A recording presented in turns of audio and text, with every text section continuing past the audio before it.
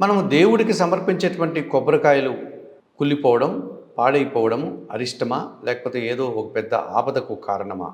తప్పనిసరిగా అవి ఎటువంటి ఆపదను కలిగించవు. సహజంగానే కొబ్బరికాయలు మనం దేవునికి సమర్పించేసే సందర్భాల్లో లేత కొబ్బరికాయలను ఎన్నిక చేసుకొని తీసుకొస్తే ఈ సమస్య రాదు.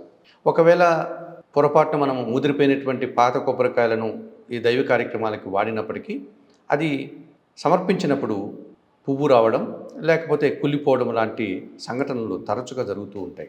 అలా జరిగింది అంటే మనకు రాబోయేటువంటి ఒక కష్టము, ఒక అరిష్టము ఈ రూపంలో తొలగిపోయింది అని భావించాలి.